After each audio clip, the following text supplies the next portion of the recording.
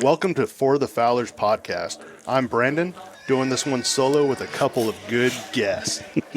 Well, if you know that intro, you probably know who my guests are today. And honestly, I've been looking forward to this episode even when I was, doing the planning for this podcast months ago. And, when I was looking at who I would love to have on, these two were definitely at the top of the list. So, I'll tell you what, and they don't really need an introduction, but, if you're into waterfowl hunting here in Northern California, if you're into listening to some great guests, and honestly, my favorite part, just absolutely tons of laughs, check out these two. We got John and Robert from the Filthy Spoon podcast on For the Fowlers here. How you doing, boys? I'm rocking in the free world, bro. I love it. Yeah, doing good. Good, man. I'm pumped, man. I know we've been going back and forth on Instagram and texting and everything, and I said it before, but I can't thank you both enough for what you guys have done for the Fowlers, helping promote this, either on your podcast, reposting on Instagram. It definitely means a lot, so really appreciate all that. Heck yeah, no problem, man. We're a small knit community, and the guys that aren't douchebags need to stick together, man. Absolutely. So but I guess before we get started, how's the season been so far for you guys? I know. Hey, Robert, why don't we start with Robert here? Robert and I are kind of in the same boat. So bit of a sore subject for me, if I'm being honest. It's been tough. I mean, today I'm in shorts and a t-shirt, hanging out at the Slough House. That's right. Yeah, we're coming to you live from the Slough House right now. Oh, yeah, we always appreciate them letting us do this at our restaurant. Super nice of them that they're open like this. Yeah. Great place for duck hunters to go. Yeah, great staff here. Yeah, yep. And so chowing down on some lunch as we do this. But, yeah, it's been tough. I mean, not just the hunting. It seems that with the club this year, there's been a series of mishaps. Yes. Yeah. Not mallard mishaps, but... No, that guy's into the wind. Long gone. Back to hell where he come from. Or probably Chico, if I had to guess. But season of mishaps. So, but I think just looking at the weather forecast, the weather is going to cool down on us this week. And some weather coming in, rain at the end of the week. Yep. So I'm not really a big fan of hunting in the rain. I'll take wind any day. But, at least when it's slow, it's nice not to be, in the sun getting beaten down and sweating. So, we'll see. Our club has been shooting birds. I haven't been, but other members have been, so good for them. Yeah, do you want to clear the air? I gave you a congratulations in the parking lot for getting on the board this season, but I heard it might have been a little bit of fake news. Yeah, a little.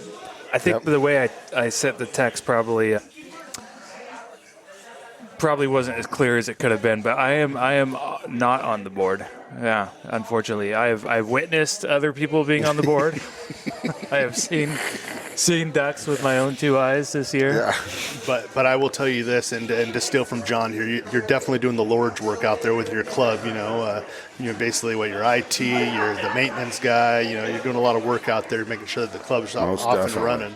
Well, thanks to Duck Chugger, I'm no longer IT. He's much more qualified to do that than I am. Yep, and Kevin is head of maintenance technically, right? Yeah. Okay. So. Yeah, he's missed because I even missed a work day because I was down shooting one hen spoony with Dalton, taking workers away from him. And, Robert ain't missed one, so. Yeah, let's hear about a little bit of how your season's going, John. You've been I've been going all over. Northeast started out pretty good, and then it hasn't been a ball of fire. Did okay opening day. Not a banger, but got birds opening day with Matt, GFR Hunter, who's gracious enough for the invite. Then we took a weekend off because we had blind work, so we worked all weekend. And then last weekend hunted one day, and there was one hen spoon down there at Grizzly, and a million mosquito bites, fighting off West Nile virus as we speak. It's been, for me, pretty good with the opportunities. And then Wednesday I was out at Butte Creek Ranch with Jen Barton. That was super cool. We got 5. But it ain't been a real barn burner. It's been kind of scraping stuff out. Yesterday was an absolute blast out there with California Guide Service, just hammering friggin' scoters. I wanted to ask about that a little bit because I'm sure you'll talk about it on the spot burn this week. Yeah. But, it sounds like you had a good hunt out there, and I appreciate you giving California Guide Service a shout-out as well. Yeah, Melinda's the best. That gal, man, she gets after it. If you want to go see duck hunting, and we have a sponsor, Fowlers. It's great to go with him, too, but I love Melinda just because, she became a friend over the, year or so I've known her and Jen, and great time with them. And she brought the layout boats. We'll go say more in depth on mine into that, but that layout boat, it's been thousands, but there ain't that many people who can say they laid in a layout boat in the middle of San Francisco Bay shooting ducks. So, yeah, I was gonna say, and like I said, I know you'll talk about, but how was it? They look. I mean, you're out there in the bay in that thing. Is it comfortable? Is it sturdy? You feel pretty it's comfortable. Good when you pull up Like I say, she only does it on the weather. Everything got to be perfect. Okay. And if you're looking at the video and stuff, it was just chill, calm as could class, be. Yeah. I don't want to say sketchy, but you better pay attention climbing in, because you could fall out. You got a life jacket on and stuff. But yeah, it was nice because I was with Tim Vandenbroek, Sac Valley Falco. Yep. Seasoned guide, Brian Sage, he's a good and that Johnny.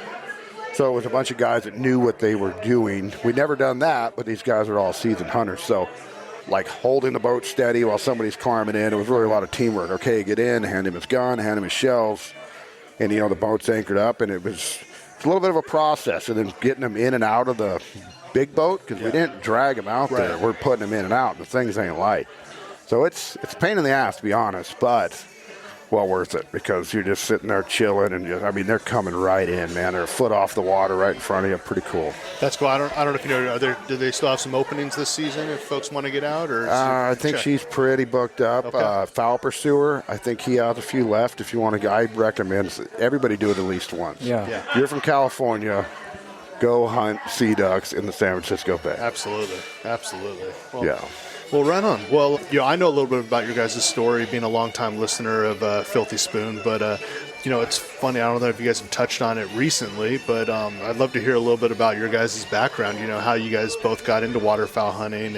And honestly, my question is how did your two paths cross? That's what I'm curious about. Yeah, because we're kind of polar opposites. We're the yin and the yang, yeah. Yeah, and I mean, not just, like I know live in different areas. It sounds like maybe grew up in different areas, but also just, lines of work. Just seems like pretty opposite guys, but you guys obviously get along pretty well. So I'm curious kind of, maybe your hunting background, but then ultimately how you guys, became pals. You want to start, Robert? Sure, yeah. I was part of a ministry that we'd reach out to the poor and the desperate. Do some evangelizing. Yeah.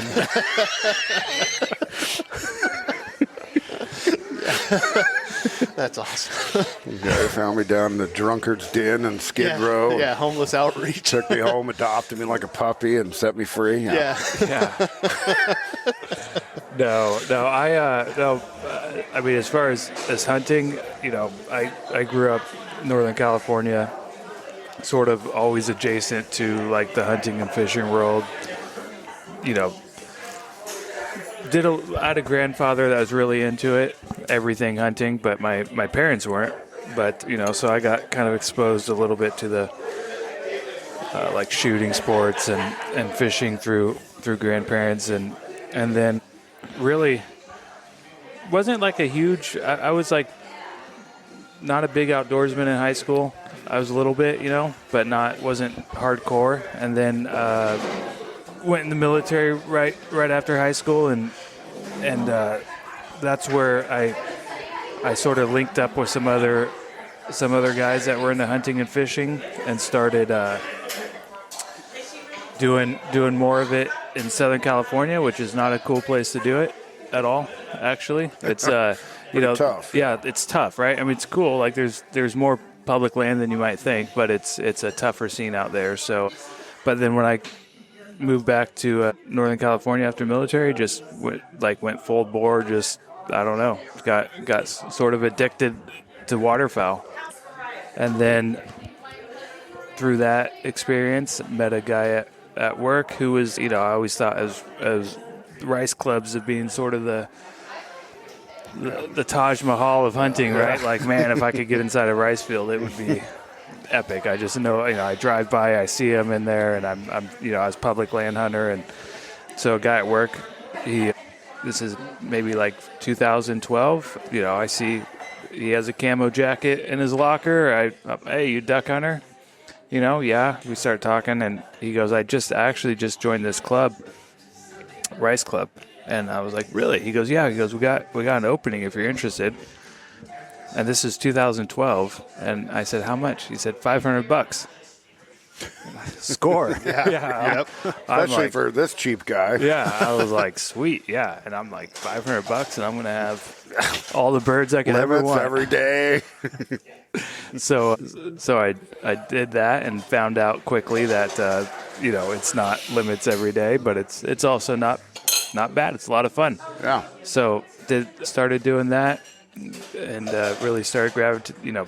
Once I started hunting the rice, I basically never looked back. I hardly ever hunt public now. Not a hater, not against it. I do it sometimes. It's just, you kind of find the thing you're into. For sure. And for me, rice hunting's been that. So then a couple years in that club, met up with some other folks, and one of St. Mason. Yep. Yeah, he was in that club with me, and the price, of course, got higher every year, which it should have, because that was a screaming bargain the first year I was in it. And then I sort of thought about doing my own thing, so broke off and started our own little group. John calls it the co-op. I think it's a good description for what it is. And then through St. Mason, John was a OG member. Yep, for sure. So just started hunting with him and found, I don't know how we started. I guess just started hunting together here and there and connected, and it's fun to find someone that is nuts about it like you are. Yeah. And I thought he was more of a tech nerd than he is. He's a nerd, but I thought he was more like computer savvy nerd. But this podcast was in my brain since 2020 I've been bugging you probably. Yeah. And he was the only one I knew that was ate up with waterfowl as much as I was. I mean, all our buddies are into it, but I knew he was the only one possible to do it because he needed a guy that was a real, not a casual duck hunter to do it with you. So that's how the podcast came to be with Robert, Kind of neat. And then the name, you should go into that's what I was going to ask about, because this next section here, we'll dive into a little bit the origin of Filthy Spoon podcast, but obviously love the logo. I think it's hilarious. The two spoonies, one with the halo and one carrying a beer. I'm trying to figure out which one's which. Oh, I'm definitely the one with the halo. Yeah, everybody knows that's that. That's right, yeah. Doing the Lord's work. That's right.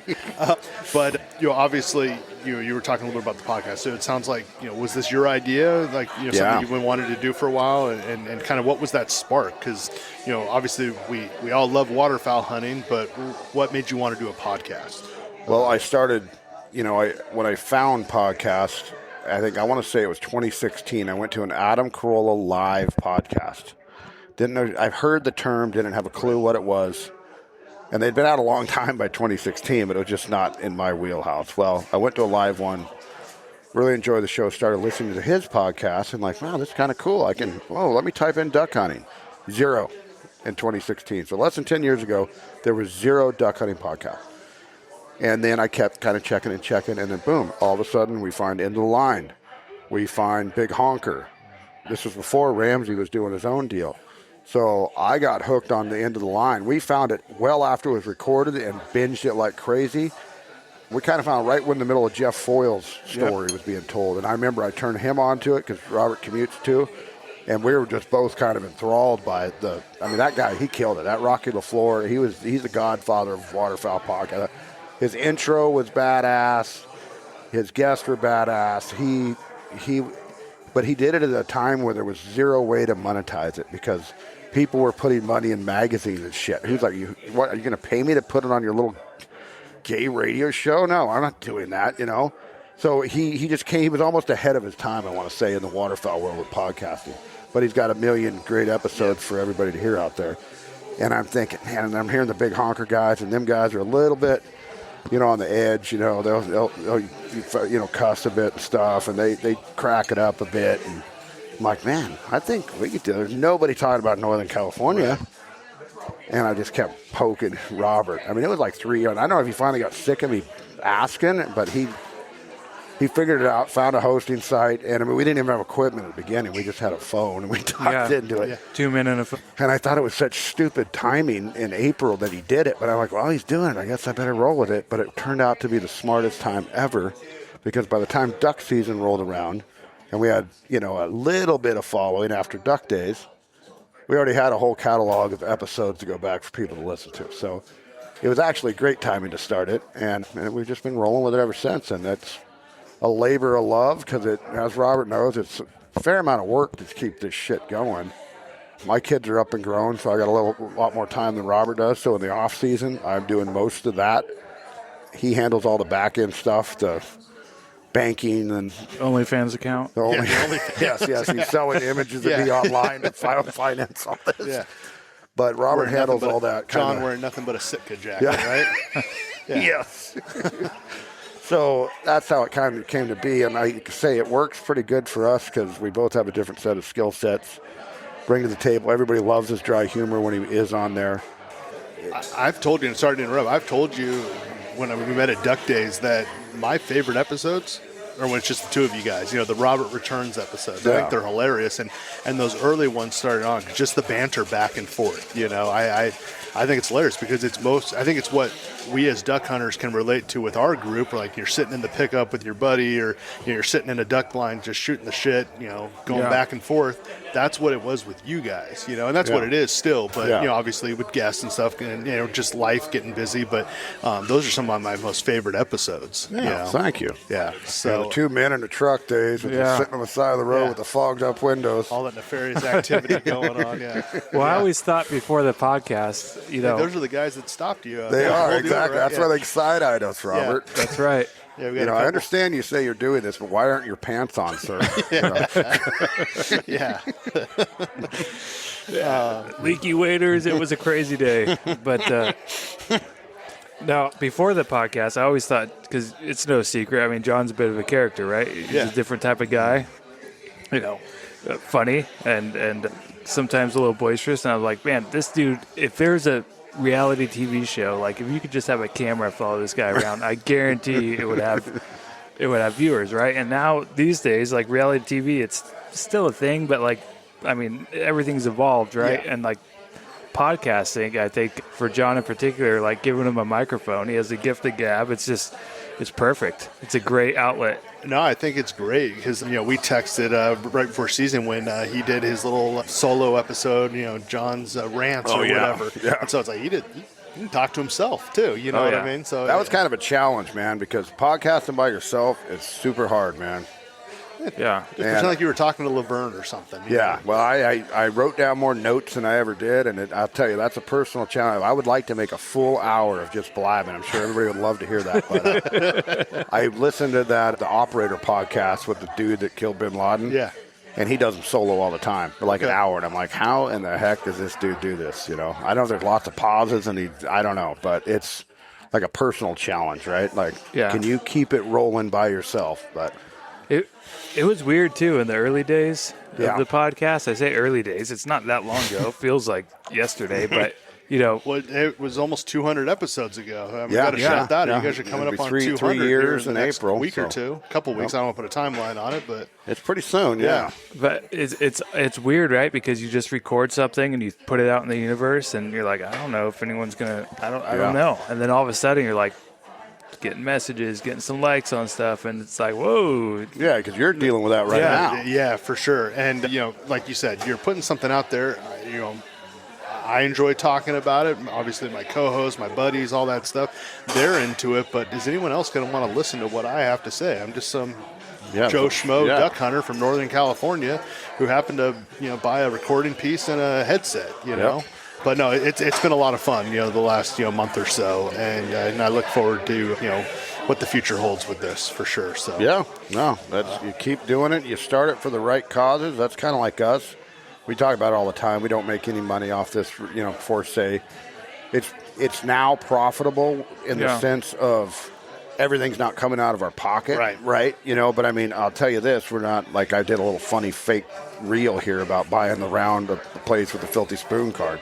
That type of shit ain't going on, but we're no longer everything out of pocket, and it's been nice. And the people that we've partnered with isn't so much about the money as the cool people, the gear, the people that we represent.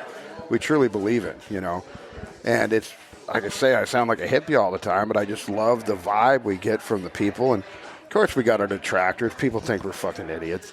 But for the most part, we get a really good reception, and we try to promote other people's stuff, right? Like we'll bring on businesses or, guides, get whatever you got, get it out. And we've kind of become the go-to place. People want, like, I get messages all the time, hey, I'm trying to get rid of this dog. I'm trying to get rid of this. Hey, can you put it on your Instagram, And I kind of like helping people like that, Yeah. Yeah. So maybe it's not necessarily maybe it wasn't the first sponsor or whatnot, but maybe it was a particular episode or just one moment. Like, was there a particular moment when you guys realized that you guys were onto something with Filthy Spoon? Like, hey, this is not just two guys in a truck, recording on a cell phone. Like, we got something here. People are listening, or, there's one instance that, and this was before we're still idiots, but it was when Brad Jones first met you. Yeah. That was super early on. And I mean, if I think about it, there's some other bigger moments, like when I got some of the big names in the industry to come on. Like, I cannot believe Ramsey Russell's going to come on our shitty show. Like, the dude is, I don't want to say he's my hero, but I mean, I really look up to the dude. Absolutely. He's a huge name. He's the Nash Buckingham of our time. And the fact is, like, yeah, I'd be proud to come on your show, John. And it's like, whoa, Mr. Terry Denman. Those were some real remarkable moments. But what were we in, Robert? 3, 4, 5 episodes, something like that, when Brad Jones reached out to us. Yeah. And Willow Creek Custom Calls. Yeah, Brad was like your first guest, I think. I think he was our first guest. Yeah, he was. Definitely our first industry guest. Yeah, for sure. And yeah, I mean, it's pretty funny. He basically, when we met him, he goes, I heard you guys, and I thought, these guys are idiots. And then I kept listening, and, they're kind of funny. Yeah, no. And then he goes, this is kind of interesting.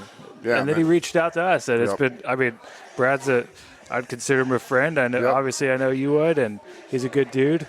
Yeah, I've met Brad a couple times, whether it was at Duck Days or I met him at a CWA banquet once that I was volunteering at. Good dude, really nice guy. But yeah, it's funny going back to what you guys were talking about with, when you started your podcast, it was nice for me to be able to kind of see your guys as you evolved, because I heard about you guys, I want to say, like, fairly early into that duck season, that first year that you guys, went online. And so what was cool about it was when my buddy told me about, hey, you got to check out these Filthy Spoon guys, I started listening, and then I was able to just kind of binge listen, right? Yeah, Go through, like you said, the two guys in a truck, or, then the guests started coming, and it was great getting some of the local guys on, or you had a couple kids that hunted the refuge, and at that time you guys hadn't been in the refuge for a while, and just kind of picking their brain, hey, how does the resi process still work, or the sweat line process still work? And then, like you mentioned, a couple of your guys, Ramsey Russell or Mr. Terry, or, it's just congratulations to you guys as you guys are coming up on 200. And it's really cool to have been following along the journey the last few years. So, yeah, no, I appreciate the heck out of it, man. And it is a journey. And I think it's a Willie Nelson quote, but even if you're no good, keep doing it. People will like it eventually. And I mean, yeah, it's just the constantness of it. And I'll be completely honest. There's been not so much this summer, but like last summer, I was thinking about hanging it up. Like I say, that time of year, Robert's not involved a whole lot, and I'm having to find these guests and keep this shit rolling. And it don't matter if it's Memorial Day weekend. I got to go find somebody to talk to, right? Yeah. And I was really thinking about hanging it up, and I actually took a week off.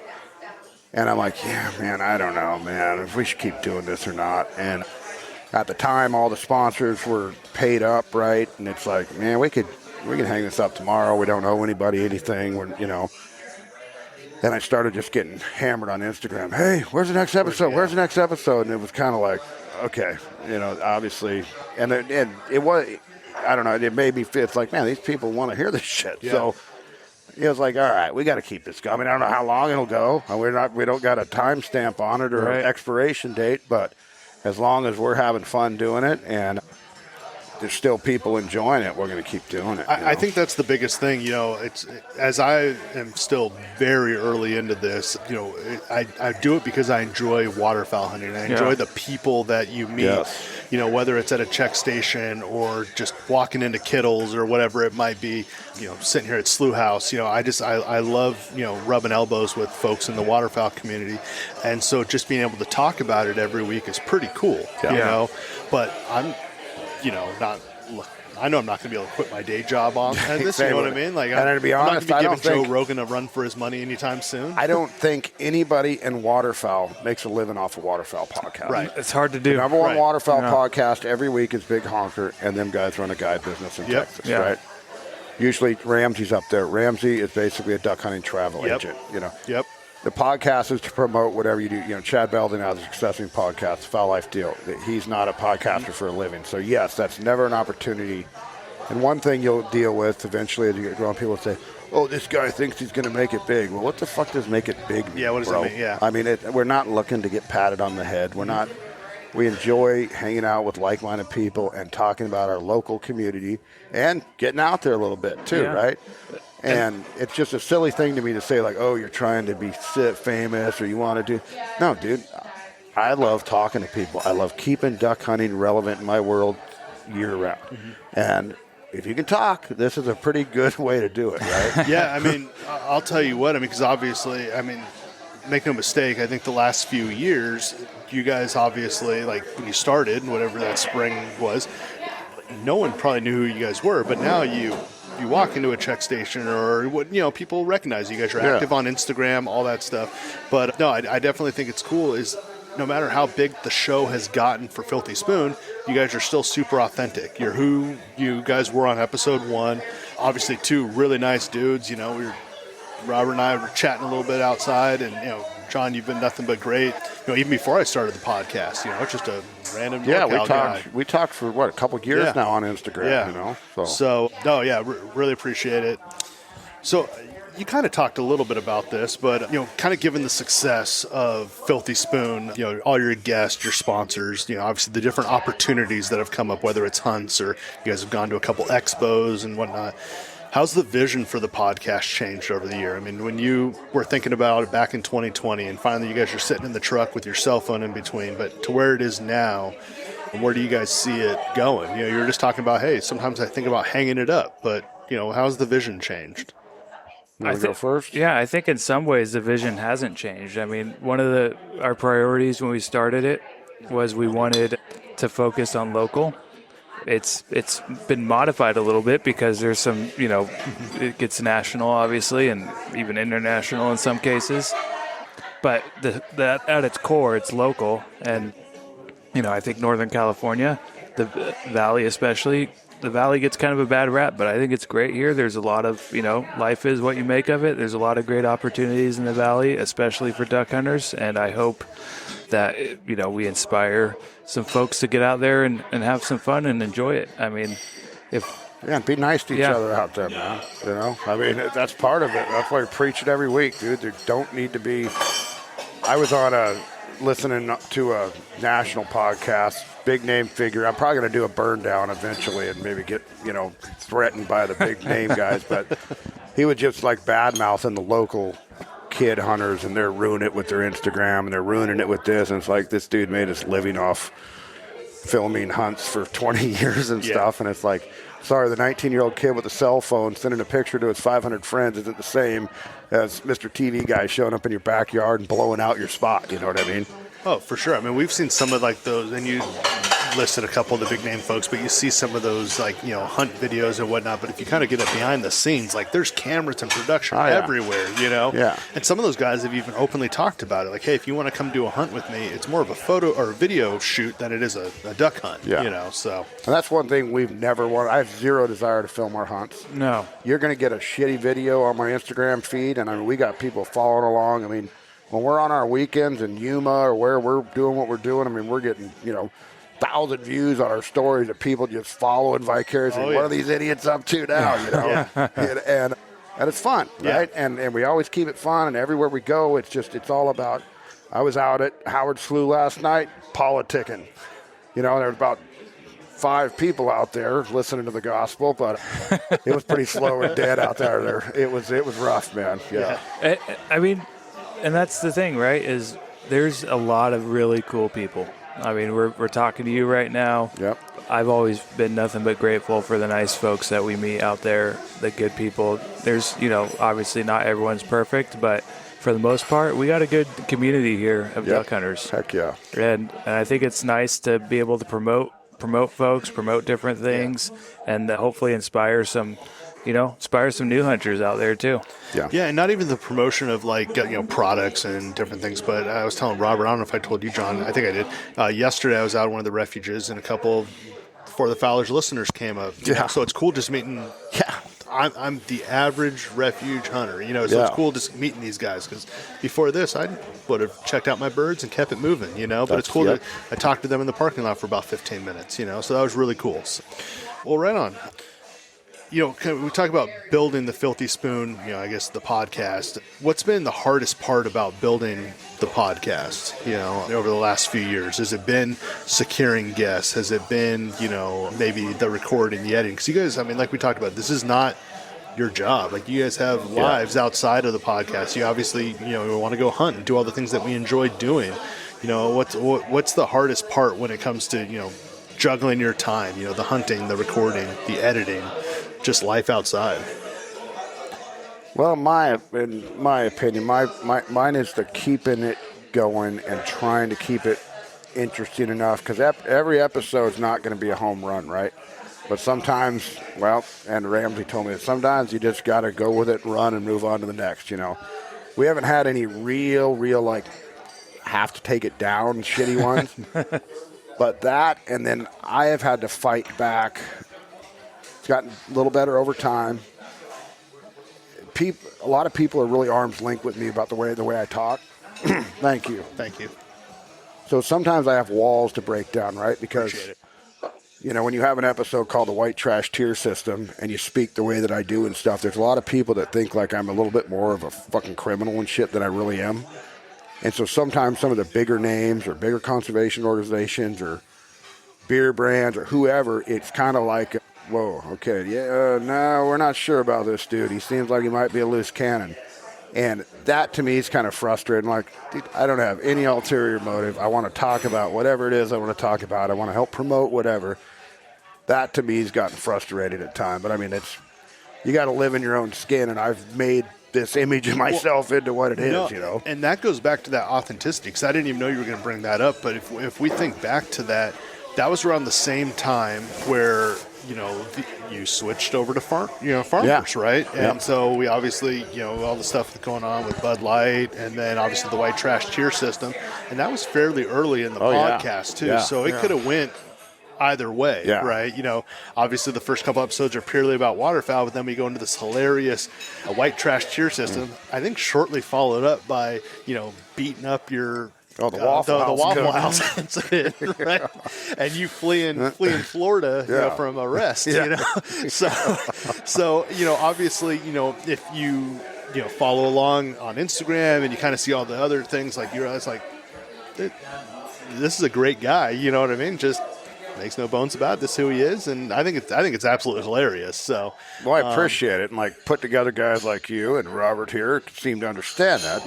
But not everybody, can quit from looking down their nose and realize that, hey, man, we're all just people, But so Robert, you've obviously known John for a while. Was there a time, we mentioned a couple of those episodes where, I could see you probably thinking like, hey, tone it down a little, or no?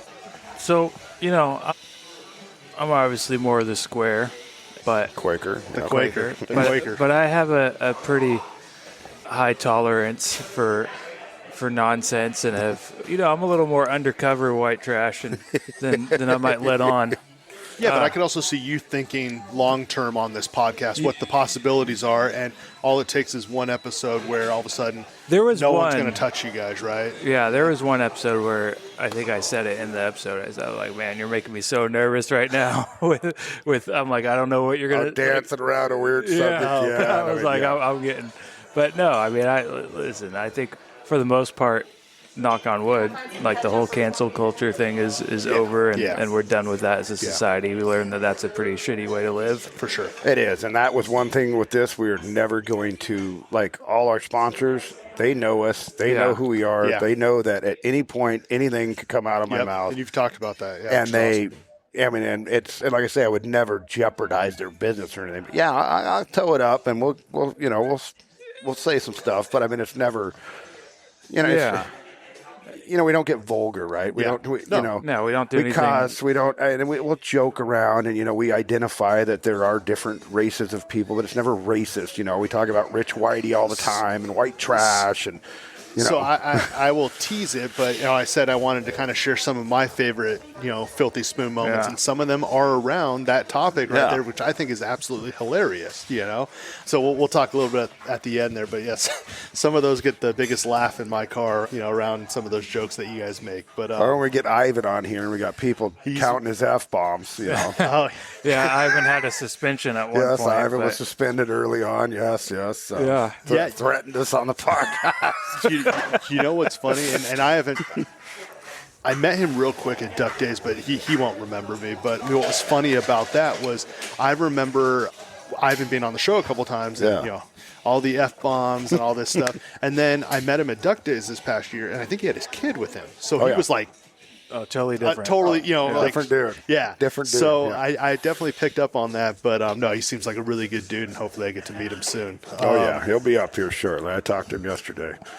So as Filthy Spoon kind of took off, and maybe you guys each have one, or maybe there's one collective, like who's been like your holy shit guest? Like you talked a little bit about Ramsey, you talked about Mr. Terry from Mojo, but maybe it's someone else, or maybe like maybe your most memorable conversation. Maybe it wasn't like the biggest name, but it's like I really enjoyed chatting with that person.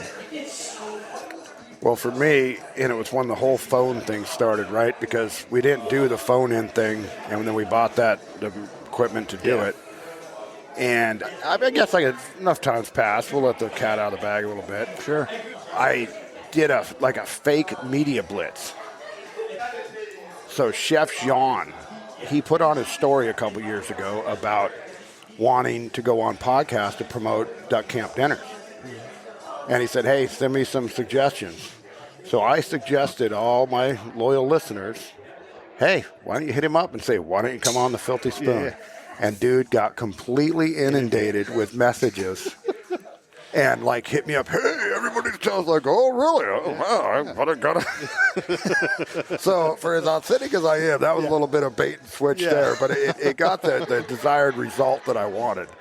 And it was a good deal. He's obviously a cool guy. And that was our first kind of mainstream guy. And then after that, just kind of started rolling with it. And then I kind of realized, I've always known it, but they're just like us. There's some of them that are douchey, right? But a lot of these guys are just really cool. Sure, I'll come in and talk to you, you know. And so for me, that was kind of okay, well, we can do this. We can talk with the big. This dude's on, he was hooked up with Meat Eater and shit. This dude's big time. Yeah. He's sitting down talking to us. So that was kind of for me all right, we can make this roll.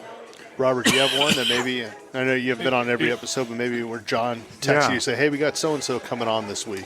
Yeah, for me, and I'm not on, one cool thing is, John mentioned kind of availability. We started off kind of doing everything together, and then it got to a point where there's an obvious fork in the road. I don't have time. I got, kids, job responsibilities. And one of the cool things is neither one of us are trying to make it, whatever that means, right? Or we're just having fun and enjoying life, and wherever this goes is where it goes. So there's I'm hey, you got time. You're really good at interviewing people, have fun.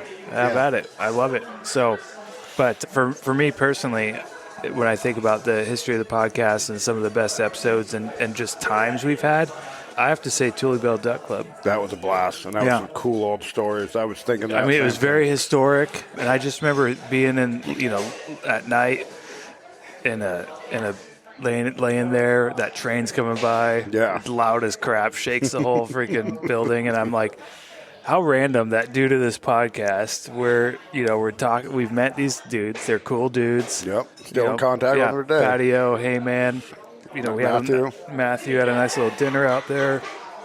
And, got to do a little hunt, spend some time in the blind the next day. But just, I don't know, something about that historic club and being able to just spend some time with some listeners and really have something about that whole experience. I just really enjoyed it. Yeah, that was a lot of fun. That and different experience, but I think some folks have, if you've listened to the podcast here, my Sanborn Slough episode was a lot of fun. Just kind of, just random hunters that were there on a Tuesday evening, and some folks want to jump on the podcast, but even some that I talked to off air.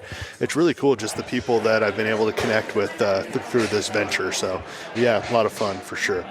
Yeah, I do want to talk a little more hunting, but I do have just a couple more questions on the podcast here. It's kind of specific to yours. Which episode has been like your most well-received or maybe most listened to down? Is there one that stands out, or maybe we were going to run a greatest of one year, and we started looking at them, and out of all of them, I could not believe it. It was the one with Gribble. You remember that? Was it the early one with his buddy, or what? It wasn't with it. It might have been no, I don't think it was with Hayden. It was one Gribble was on. I think we scrapped the whole episode. We're not giving this guy this kind of clout. But a recent one that it always surprises me, right? Because you get in your head, you bring on a big name. Oh, man, everybody's going to love this. You look at Instagram likes or whatever. Yeah. Bring on some local dude, shits through the roof. Because that's what people want, right? Mm-hmm.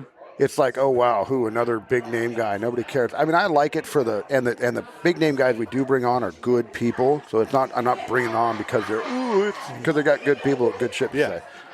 But a local one that was huge for us, and especially for the time of the year it was in the off season, was Frank with Delta Waterfowl, California. That was a hugely received episode. I mean, it was like in-season downloads on that one. And Frank's been around. He's a good guy. For whatever reason, that was a really whoa, where'd this come out of, Yeah. Yeah, and he follows us on For the Fowlers, and I know he's been a constant guest on this season's of the Spot Burn. Yeah. So, yeah, it's been really good to kind of hear what's going on down there. Right on. So the last question I kind of have about podcasting is, any advice you have for people, and I know you've talked, to some other folks that have started in podcasting or YouTube or whatever it might be, but any advice that you guys have for people wanting to start a podcast, including myself? My advice, if you want to do it, commit to it. You gotta have whatever your schedule is. I mean, I don't recommend doing less than one a week, and stick to it almost because if it's worth doing, it's worth doing it right? So, in my opinion, you have to, even in the off season, because waterfowl is tough to talk about year-round, but that's why we venture in. Say we're a primary waterfowl, but we're a Northern California kind of lifestyle podcast in a way, right? So it's cool. Striper season. Yeah, we talk striper, we talk turkey. You talk Robert's love of boats, right? Yes, yeah. Robert loves boats and fishing. Yes. Yeah. Yes. So if you're going to do it, be consistent, and you have to be authentic. You don't just copy what somebody's doing or whatever. Get your own shtick, whatever it is, however you're going to roll. And a lot of time you won't know. Like we kind of ended up with this, I don't know if we call it a format because it's pretty fucking all over the board. Right. But we kind of do it the way we do it. And whatever you do, don't just say, well, I'm going to copy this guy and do exactly that. No, find your own formula, your own way of doing it. And just be authentic, because that shit reads through people can tell it. I mean, there's a reason why there's so many people love Donald Trump. He's authentic. There's a reason why so many people love Bernie Sanders. He's authentic, right? It's polar opposites, but they're the real deal.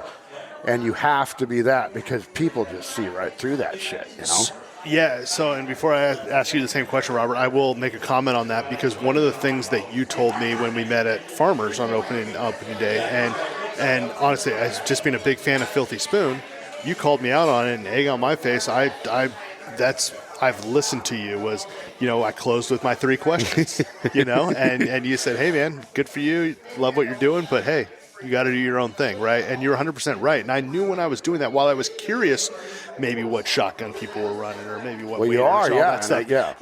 That was not who I am. And then one of the other pieces of feedback that I got, not necessarily from you guys, but from folks that know me, was they've listened to it and they're like, wait, we know you. This isn't normally how you would chat about things or whatnot. And it was really the Sanborn Slough episode where I'm having, my partner Caton's on there. He's having some beers. I'm drinking Jack Daniels, and things are kind of getting loose, and we're having fun. There's all this background. That's who we are for the Fowlers, right? Yep. Not just, sitting in a room at the house with the door closed saying, hey, don't come in here, I'm recording, wanting everything to be perfect and whatnot. So you're 100% right. While I'm thinking about, okay, hey, Filthy Spoon works or some of the other podcasts, but it's like, hey, what's going to be for the Fowlers identity, Well, so we're still I'll tell figuring it out. You're 4 episodes in. I mean, I recommend no one go back and listen to our first 4 episodes. Same. I mean, I thought you were fine. Their first episode was way better than ours. Ours was horrible. Robert was given like a documentary of an alien came from another galaxy on what duck hunting might be like in California. And so it's a natural progression. You get more comfortable as you do it. But, I mean, that's my advice to you. We've even thought about taking them off, but now it's kind of funny. Yeah, now it's like, you look back like dorks. It's funny. I've thought about doing that where it's like, hey, please start listening to maybe episode 2 or 3, and it's funny, even to your point. I have an episode, I'll tell the listeners, I think it was like week 2 or 3 is going to be one of our episodes. I never released it. Really? Because I think it was the same thing, kind of that, hey, if I was going to tell that alien what duck hunting is in Northern California. Well, these guys already know what duck hunting is in Northern California, right? So we live, we learn, you figure it out. That's just it. And you figure it out. And I mean, you got to get your natural groove. And I mean, it took us a long time to become now. I don't give a shit almost about it. You know what I mean? Robert and I did one a couple weeks ago. I was like, well, that sucked. But, I mean, we had to do something, and we talked, and there was a couple good laughs in there. We talked about our trials and tribulations, rice rat life. But I said in the first episode that the reason why it inspired me to do the podcast was not only kind of listening to you guys talk about the opportunities that came from Filthy Spoon and whatnot, but really it was just chatting duck hunting with my buddies, right? So we could easily be like how you guys were at the original, where record my phone calls with my buddies that we're talking to on the way home from work or something about, hey, what's our plan for this weekend? Hey, I know we have this resi, or hey, I know we're going to hunt this rice blind. What should the setup be, or what's the weather going to be like? And that's really what got us into thinking about, let's just record this, And if people want to listen, they want to listen. If not, no worries. But hey, we enjoy it. Yeah. So, Robert, do you have any advice for the people that are thinking about jumping into it, or obviously myself? I'm only a handful of episodes in.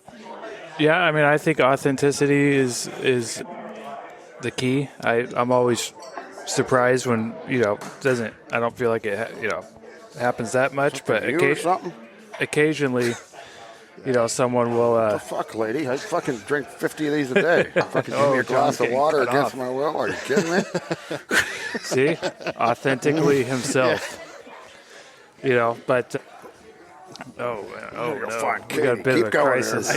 I did ask for one a while ago. Oh, okay. I didn't want to say a while ago because I don't want to. The staff here is amazing. But cause a riot here. Oh, my word. I don't drink water. Water's for pussy. Yeah, be authentic and really be unashamed about whatever your passion is. You're going to be surprised at how many people out there share it. So for us, it's like, who the hell loves the Central Valley of California?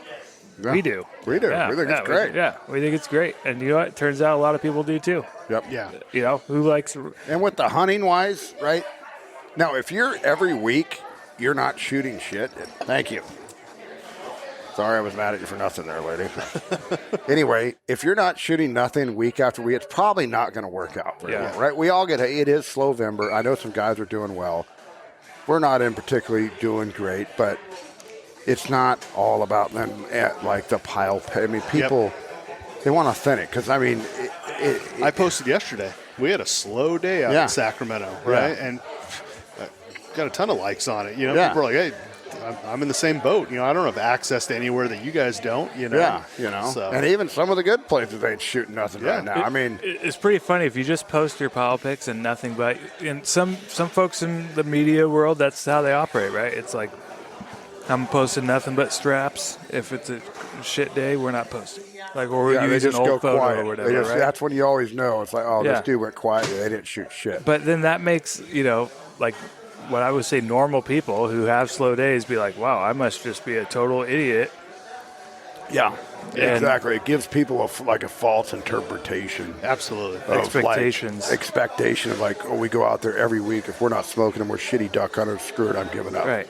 And that's not the case at all. We all have them days. And yeah, it's been interesting because I actually started a whole new Instagram for this. And I know you guys both have your private Instagrams too. And a lot of it was like, so that way I can post, pictures of my hunt, my hobby, maybe a pile pic here and there, whatever it might be. But, it's obviously this is kind of separate, because obviously there's a whole community that likes talking about what we what we enjoy doing, but my family, my coworkers, folks that I went to college with, they probably don't want to follow along. So I have a whole separate page here, But yeah, I definitely think the authenticity is great. And then, you mentioned a little bit ago, you talk about Instagram and whatnot. Is people love just kind of following along what you guys do. I didn't even see a pile of doves in Yuma. Yeah. I like hearing about you guys shopping at Sprouts or, floating down a canal. Like that's the stuff that I think is most entertaining, right? Because, we all know what the result of the hunt might be. That was, and we had, we should have probably took a plow pit. We never did, but yeah, exactly. And that's how kind of unaware, I guess, we are. We had a ton of dove that one day. And which one? Where we shot all them pigeons? Oh, yeah. We shot a bunch of pigeons one day. That monsoon blew in all these pigeons, and, they're all hesitant to shoot them. I'm just like, we're blasting these things. Yeah. That freaking weirdo Curtis will eat them. Oh, yeah. That's funny. Well, I did want to talk a little hunting here, and we talked a little bit about Yuma and whatnot, but for both of you guys, I know, John, you've been to Mexico. You guys go to Yuma. You guys hunted the Northeast or whatnot.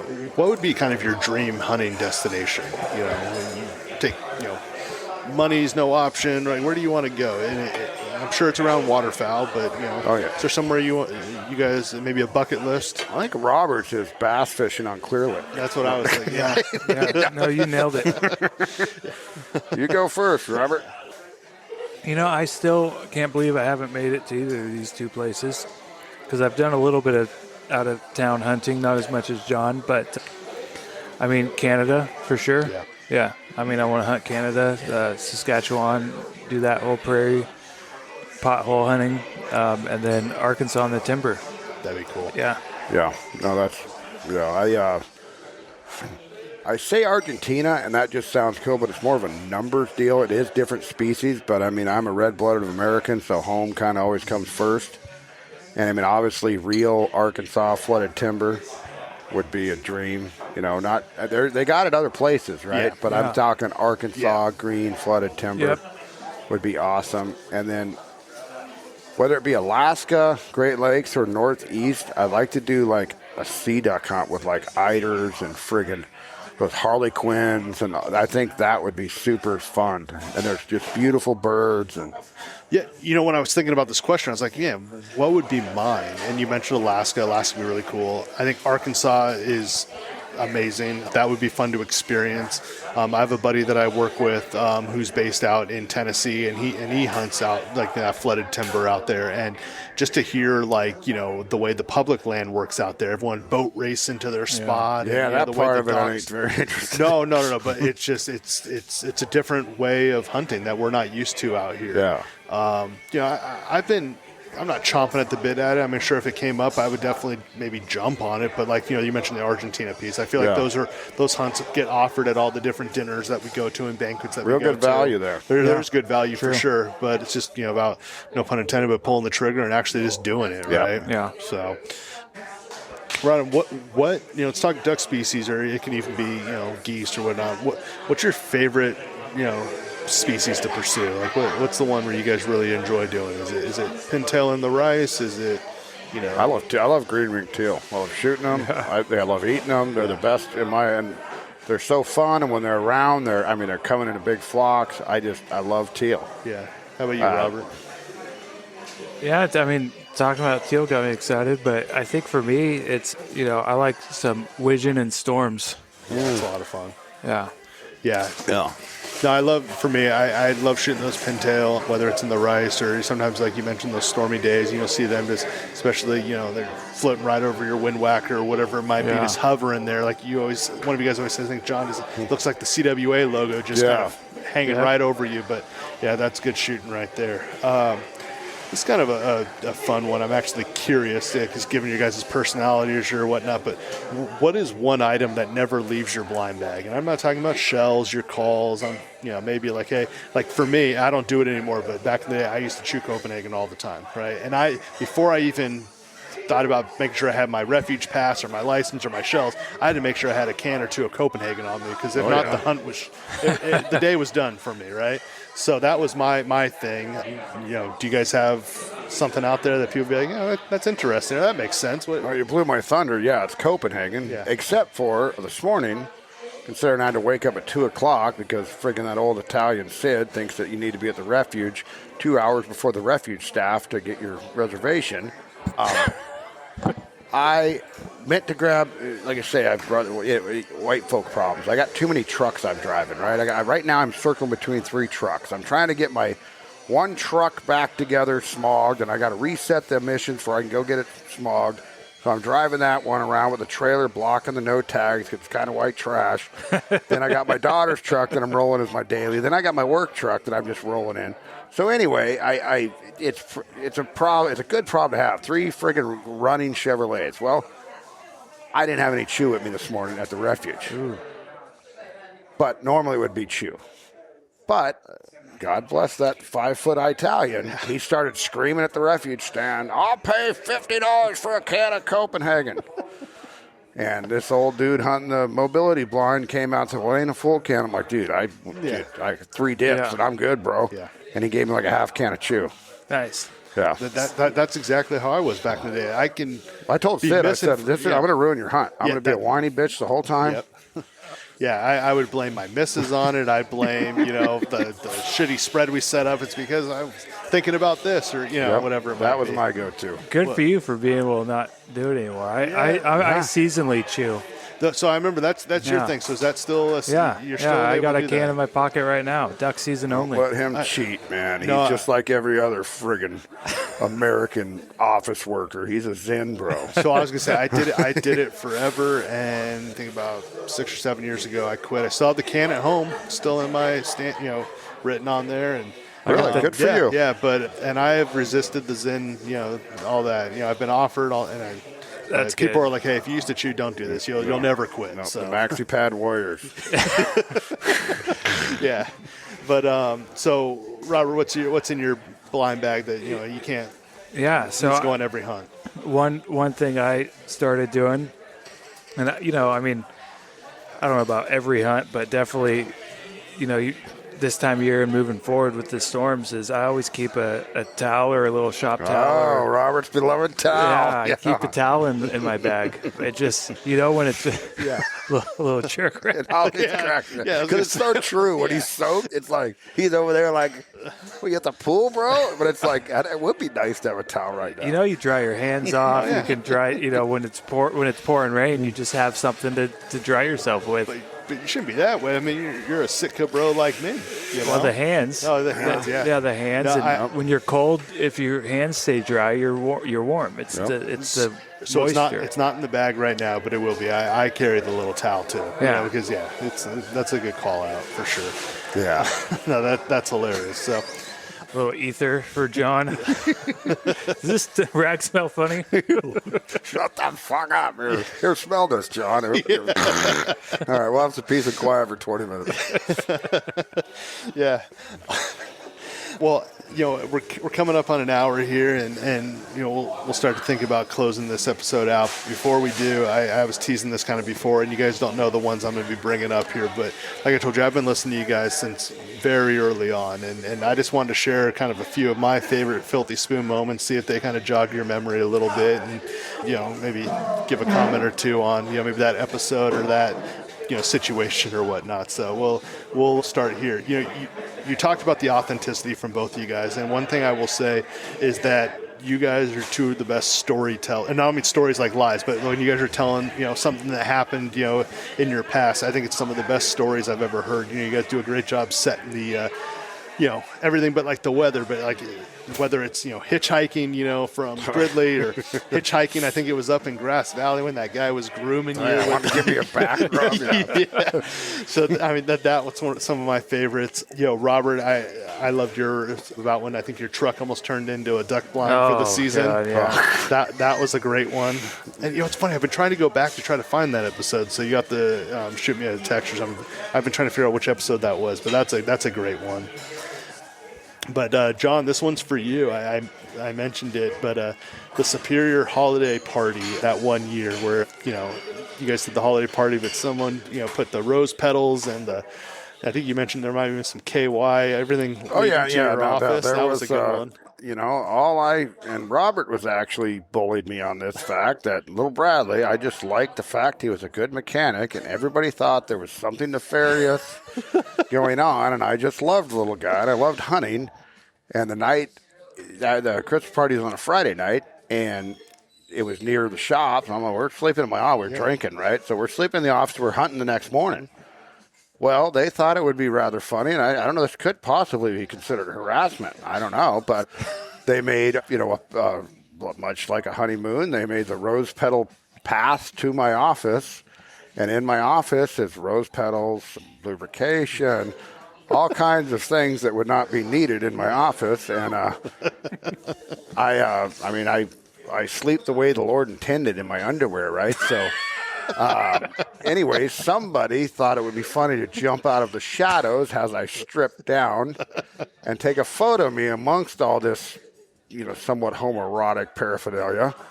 And that was quite a sight. Yeah. So it's funny, I was listening back to that episode, and I think it might have been the same one or around that same time because it's around the holidays, but I will say one of the best one-liners and I was like, I'm going to have to use this one this year, was you mentioned for Christmas, you said, all I got were a pair of pants and a piece of ass, and both were too big. I loved that one. I don't know if I butchered it there, but that was a good one. You did pretty good. You're right. Yep. Some old man said that to me years ago, and I've used it ever since. Yeah. So we talked a little bit about some of your trips, and one of my favorite Filthy Spoon memories was you were talking about when you were coming back from Mexico and the good old TSA. Oh, yeah. That was some good ones, too. If you guys, I recommend going back and listening to that episode. I forgot about that. We had a big tangent going against TSA. That was a good one because I think Robert had a couple issues on a couple trips, but then, yours. And the best one was, and I don't know if you actually told the guy or not, but he's like, sir, I'm going to have to pat you down, but I'll use the back of my hand. Yeah. And you said, no. If you're patting me down, full frontal. Yeah. And I meant it, every word of it. Yes. Don't rip me off. I pay good money for this. Yeah.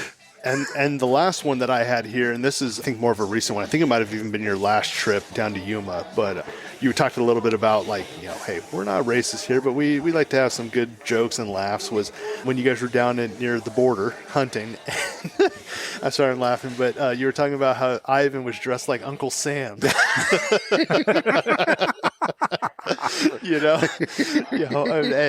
I could hear the fear in his voice when you said, hey, I'm going to go knock on the Border Patrol's window and say, hey, check this guy out. And he was like, no, don't. That was kind of obviously when they're being rounded up, but that one was hilarious. So but that was wild the way. I mean, they were just chilling the whole time we were hunting. They were cool, right? Free security if you want to dove hunt there. Oh, for sure. No, it was definitely. We'll have to do this again, but I would love to hear more about that Yuma trip. I know we've talked a little bit offline. We talked to Duck Dids about it. I think that's definitely a fun one that I've talked about with my buddies. Like, hey, this would be fun to do. So maybe we can kind of plenty of room for all the people want to do it. Yeah. But we talked about it's not so much the hunt, but it's everything that kind of goes on around it. I'm thinking, okay, we rent a car and the laughs driving from Phoenix, the shenanigans at the border.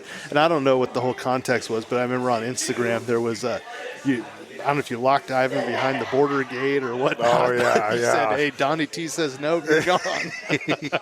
Yeah, because when you're walking across the border, I mean, it closes with a clunk. It's one of them turnstiles, and once you go in that, you ain't coming back. And I'm like, hey, Ivan. Yuma's like, I feel about Yuma the way I feel about podcasting, all right? There's lots of room, but it's not as easy as it looks. Yeah, you got to do some. Yeah, Yuma's great.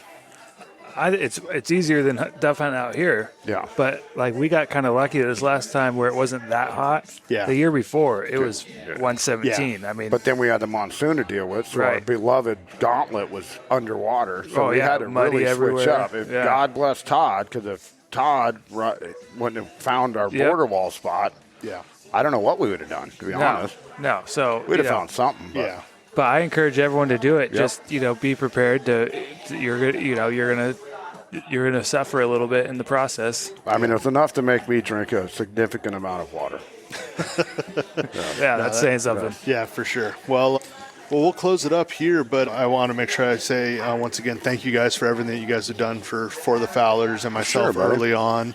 Congratulations to you guys coming up on once again for 200 episodes. That's really cool, and no matter how busy I am with this, I'll be listening to Filthy Spoon every week. So really appreciate all that. You know, if you don't already, which I'm sure most of you guys do, make sure you follow Filthy Spoon Podcast on Instagram. You know, obviously, you guys are listed on Spotify and Apple and iTunes and wherever the hell else you find Fair to Midland Podcast. There it is. Yep, absolutely. And yeah, if you haven't already, make sure you follow For the Fowlers on Instagram as well, and continue to rate and review us on all your podcast locations. And once again, thank you guys for meeting up with me today. So thanks, John, Robert, and obviously everyone here at Slough House too. So it's been great. So I really appreciate it. Thank you. So yeah, thank you. Thanks, guys. All right.